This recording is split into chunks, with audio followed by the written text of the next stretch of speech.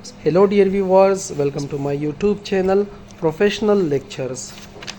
I hope you all will be fine and enjoying my videos. Dear viewers, in the previous lecture of professional lectures on my YouTube channel, I had discussed different types of topic like definition of pathology, introduction of pathology.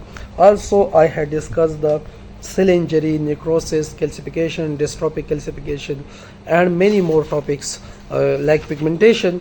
But now today my topic is gangrene, types of gangrene and complication due to gangrene. Plus I will discuss different treatment of gangrene and differences between the types of gangrene and diabetic foot.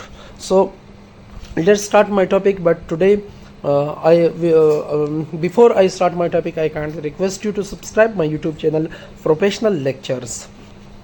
So the definition of gangrene is: it is the necrosis of tissue with super added putrefaction like enzymatic decomposition. Gangrene is the necrosis plus infection plus putrefaction. Causes of gangrene are thromboembolic phenomena, diabetic mellitus, boils, carbuncles, crush injuries, pressure sores, burns, frost bites, and chemicals. There are three types of gangrene. One is dry gangrene, wet gangrene, and gas gangrene. So dry gangrene, it is a type of gangrene that is due to gradual obstruction of blood supply, and at the affected part becomes discolored, wrinkled, and dry. Pathogenesis, it is basically necrosis followed by mummification.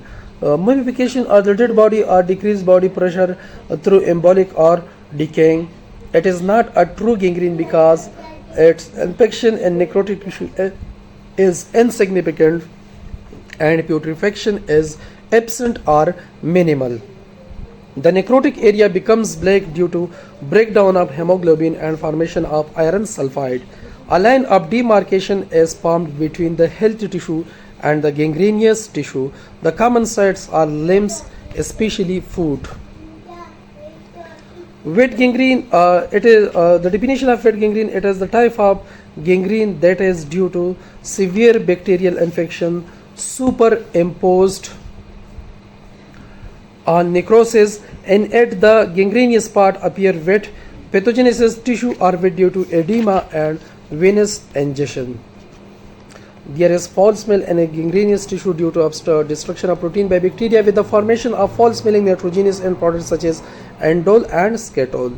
There blacking of the affected tissue due to the formation of black iron sulfide.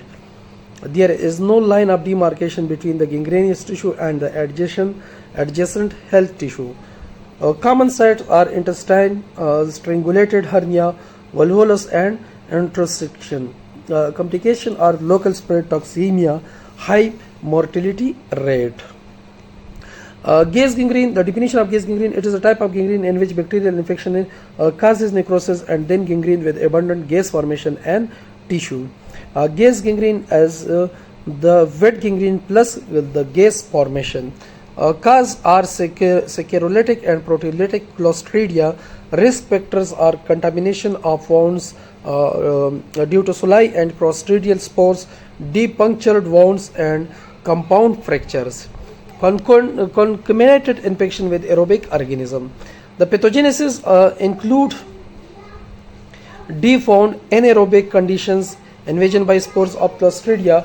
There is necrosis of muscle fiber due to exotoxin of serolytic clostridia.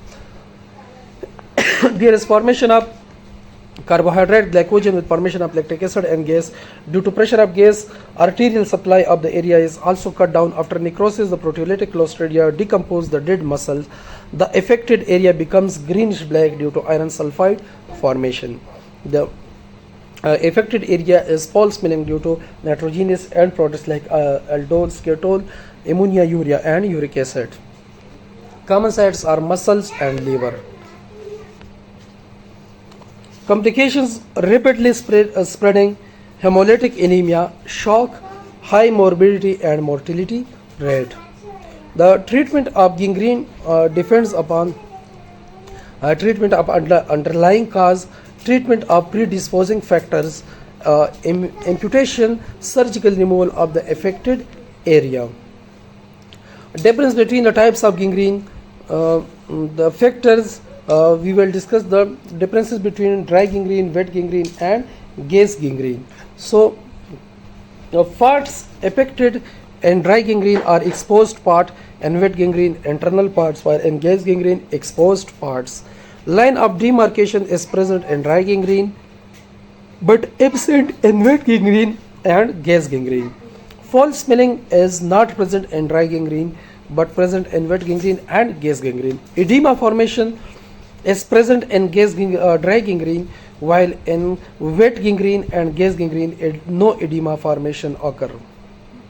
Black coloration is present in all type of gangrene, dry gangrene, wet gangrene and gas gangrene. Gas formation does not occur in dry gangrene and wet gangrene, while occur in the gas gangrene.